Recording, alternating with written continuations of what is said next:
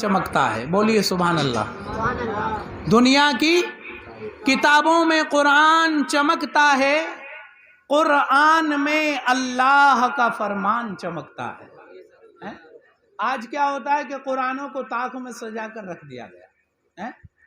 آج تم نے دیکھا کہ قرآن کو دہیج میں لاتے ضرور ہیں، لیکن اسلام کے مقدس شہزادوں سنو، قرآن کریم کے اندر اللہ پاک فرماتا ہے ان الدین عند اللہ الاسلام. تمام مذہبوں میں اگر اللہ کو سب سے زیادہ پسند ہے تو وہ مذہب اسلام ہے. یہ تو بات سمجھ میں آ گئی کہ اللہ کو مذہب اسلام پسند ہے، لیکن اب ہمیں یہ دیکھنا ہے کہ اللہ کے نزدیک مذہب اسلام بہتر ہے. دنیا کے اندر قرآن کریم نے اعلان کر دیا کہ مذہب اسلام کو اپنا لو، کامیاب ہو جاؤ گے. لیکن اسلام کے مقدس شہزادوں سنو، پہچان یہ کرنی ہے کہ اسلام کو کیا پسند ہے. ابھی تو یہی پسند ہے کہ اللہ کو سب سے بہترین مذہب ہمیں پتا ہے کہ اسلام ہے، وہ اللہ کو پسند ہے. اللہ پاک کو مذہب اسلام پسند ہے، لیکن مذہب اسلام کو کیا پسند ہے کہ مذہب اسلام میں اگر داخل ہونا چاہتے ہو، مذہب اسلام کے اندر اگر آنا چاہتے ہو تو اس کی کچھ شرطیں ہوتی ہیں جو تمہیں ماننی پڑیں گی. اسلام کی کچھ شرطیں ہیں کہ نہیں بھائی؟ مذہب اسلام میں داخل ہونے کے لیے سب سے پہلے ایمان کا لانا ضروری ہے، پھر نماز، پھر بولیے دوسرا نمبر کیا ہے؟ نماز. ہمیں تو یہی نہیں پتا کہ اسلام کے ارکان کتنے ہے. کسی کو پتا یہاں بھائی اسلام میں کتنے ارکان ہیں؟ آپ کی عمر تو سب سے زیادہ کم لگ رہی ہے، آپ کو تو پتا ہونا چاہیے. آج ہیں ہم مسلمان، ہمیں اپنے مسلمان ہونے کا ثبوت تلک یاد نہیں. اگر کوئی ہم سے پوچھنے لگے کہ جی ہمیں اسلام میں داخل ہونا ہے تو اسلام کی شرطیں کیا ہیں، تو ہم انہیں کیا بتائیں گے کہ جی ہم جس مذہب کو فالو کرتے ہیں، جس مذہب کو ہم اگر مانتے ہیں، ہمیں اس مذہب کے بارے میں کچھ بولو پتا بھی کیا ہے. ہم تو صرف مسلمان ہیں. بولیے ہم تو آج لکھ لو کہ مسلمانوں کو جنت نہیں ملنے والی. بولیے مسلمانوں کو بول جاؤ نا. مجھے ایسے کسی قبرستان کے اندر تو میں بیٹھا نہیں ہوں کہ ہاں وہاں کوئی بولے گا نہیں. ایسا ہوتا نا کہ قبرستان میں جب جاؤ تو وہاں تو صرف وہ پڑھیں کہ جن کی آواز نکلے گی تو ہمیں سنائی نہیں دے گی. یہاں تو اللہ کا شکر ہے میرے مالک کا کہ اللہ پاک نے ابھی ہماری زندگی بالکل بخیر رکھی ہے. بولنے کا بھی یہاں بولو ثواب ہے، کوئی بولنے کا بھی ثواب ہے. تو بول کر سنیں گے تو انشاءاللہ کل اگر کبھی میں میلاد میں آؤں گا نا اور جب پوچھوں گا تو پھر ایسا نہیں ہوگا کہ پھر کوئی نہ کوئی کہہ دے گا کہ ہاں جی مجھے یاد ہے. اس مذہب کو فالو کرتے ہیں. اگر کسی اور مذہب کے لوگوں سے پوچھا جائے تو اسلام کے ماننے والوں سنو، وہ اپنے مذہب کے اعتبار سے اس کی شرطوں کو جاننے والا ہوتا ہے. لیکن آج ہم جس مذہب کو فالو کرتے ہیں اس مذہب کے بارے میں بولو ہمیں کچھ بھی معلوم ہوتا تو پتا ہوتا. اسلام میں داخل ہونے کی 5 شرطیں ہیں. کتنی؟ 5. نمبر 1 ایمان، نمبر 2 نماز. ایمانداری میں بتاؤ کہ اس محفل میں بیٹھنے کا ثواب ہے. نماز اس سے بھی زیادہ اونچا مقام رکھتی ہے. اور یاد رکھو اگر ان 5 میں سے ایک کا بھی انکار کر دیا تو بولو مسلمان بھی نہیں ہو سکتے. بولیے مسلمان بھی نہیں ہو سکتے. آج تم نے دیکھا کہ کسی کے یہاں پر شادی ہوتی ہے، شادی کے معاملے میں مذہب اسلام کا کلمہ پڑھنے والوں، لا الہ الا اللہ محمد الرسول اللہ کے پڑھنے والوں، آج اگر ہم شادی کر رہے ہیں تو ہماری شادی بھی بولو مذہب اسلام کے طریقے پر ہونی چاہیے.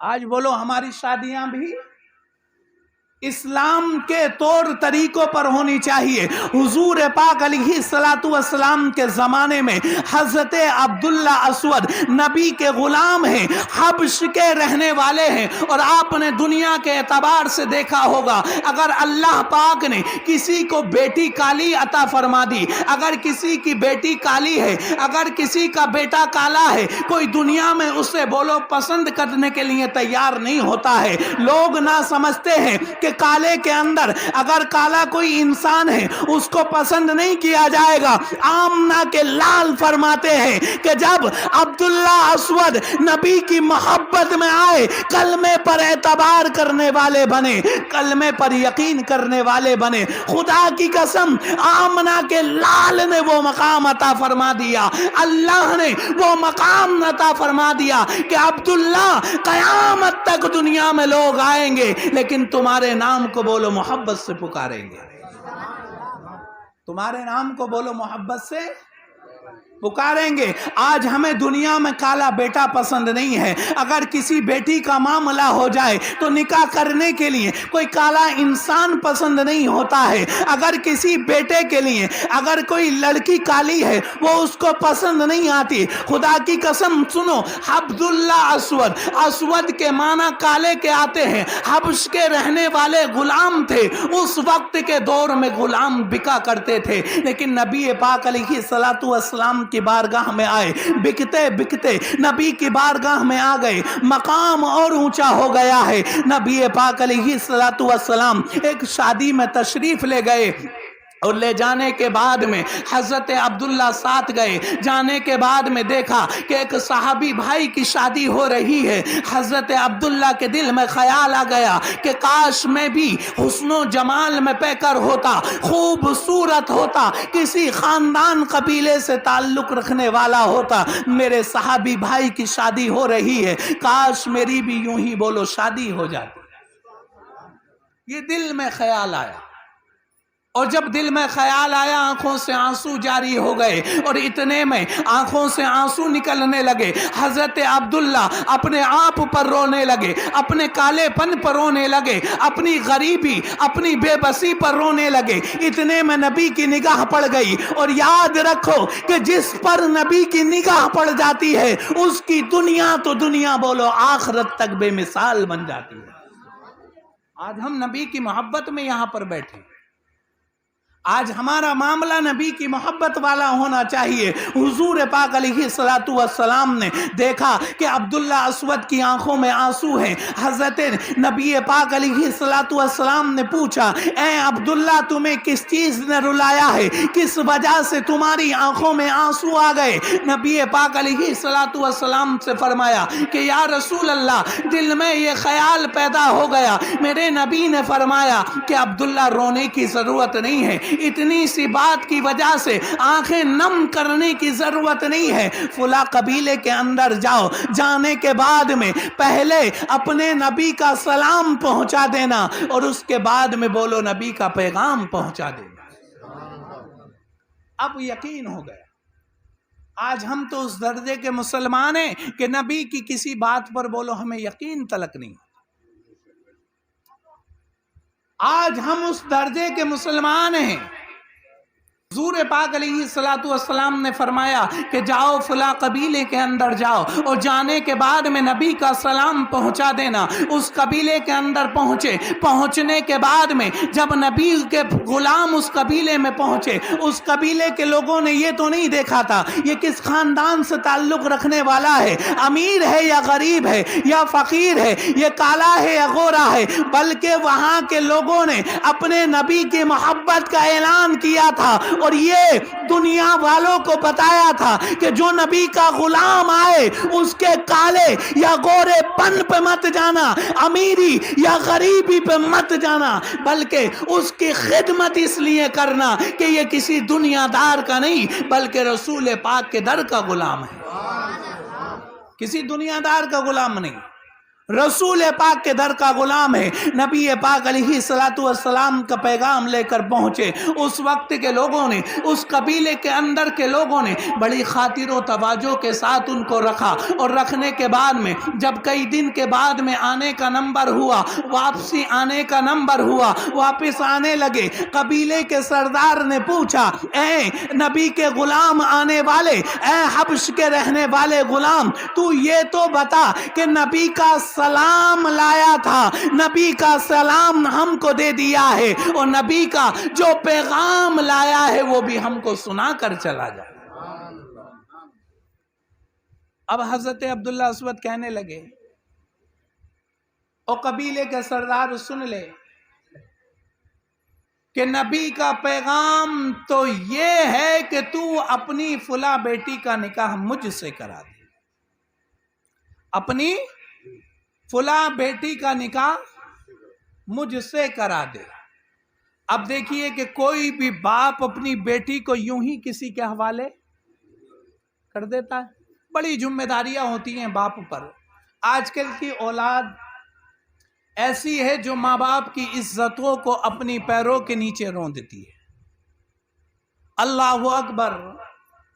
मेरी माँ बहनों, इस चीज को याद रखो कि दुनिया के अंदर कुछ भी मुसीबतों का सामना करना पड़े, लेकिन कभी हमारी वजह से हमारे माँ बाप, भाई बहन की निगाहें न झुकने पाए।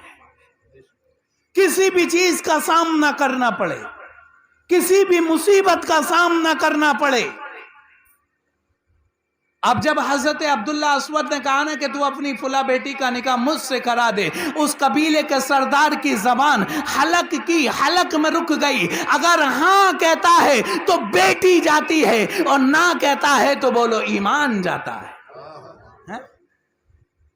क्योंकि सारे कबीले में सबसे ज्यादा हसीन और जमील उसकी बेटी थी, और वो कबीले के सरदार की बेटी, ये गुलाम बिकता हुआ हब्श का रहने वाला बड़ा काला इंसान है। वो इंसान बड़ा काला था, लेकिन इस्लाम के मुकद्दस शहजादों, बाप ना हाँ कहता है ना कहता है। अंदर से, पर्दे के अंदर से आवाज आती है, उसकी बेटी कहती है, कुर्बान इन लफ्जों पर ये जिंदगी हो जाए। उसकी बेटी कहती है कि अब्बा जान कह क्यों नहीं देते, ये रिश्ता हमें कबूल है। बाप कहता है कि बेटी अभी देखा नहीं है, बड़ा काला है, तू सरदार की बेटी है, ये गुलाम है, तू हुस्नो जमाल में पैकर है, ये काला है। उसकी बेटी कहती है, अब्बा जान मैं क्या जानूं ये कौन है, मुझे क्या मालूम ये कौन है। अरे उसको देखो जो इसको भेजने वाला है। अल्लाह ने तमाम कायनात में उसके हुस्न का सदका बखेर रखा है। हमें क्या मालूम ये कौन है। अब्बा जान मुझे कोई मालूम नहीं है, मुझे इससे कोई लेना देना नहीं है। अगर मेरे नबी ने, जिस पर मैं अपनी जान को निछावर करती हूँ, जिसका मैं कलमा पढ़ती हूँ, जिस पर जानो दिल से मैं अपनी जान को फिदा करती हूँ, अगर उस आमना के लाल ने मेरे लिए इसको पसंद फरमा दिया है, खुदा की कसम दुनिया में कोई कितना हसीन व जमील तो मिल सकता है, मालदार तो मिल सकता है, लेकिन बोलो आमना के लाल की पसंद तो नहीं मिल सकता। बोलो नबी की पसंद नहीं मिल सकता, हुजूर पाक अलैहिस्सलातु वस्सलाम की पसंद तो नहीं मिल सकता। बेटी अपने बाप से बात कर रही है कि अब्बा जान तुम्हें मालूम नहीं है, जो इसको भेजने वाला है उसे अल्लाह पाक ने इतना हुस्न अता फरमाया है कि अंधेरों में बैठकर बोलो उजाले कर दिया करता है। एक शायर कहता है कि सरकार की आमद का अंदाज निराला है, सरकार की आमद का अंदाज निराला है। मक्के में हुए पैदा घर घर में उजाला है, और जाहिर में तो पाला है मेरे सरकार को हलीमा ने, जाहिर में तो पाला है मेरे सरकार को हलीमा ने। सच तो ये है कि हलीमा को भी सरकार ने पाला है। तमाम कायनात उनका सदका खाती है।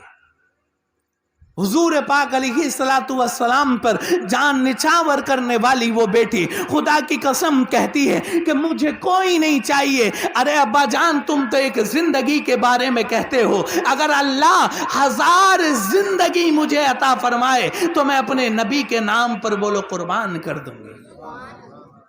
آج ہمیں بھی تو اس نبی سے پیار ہونا چاہیے. بولیے اس نبی سے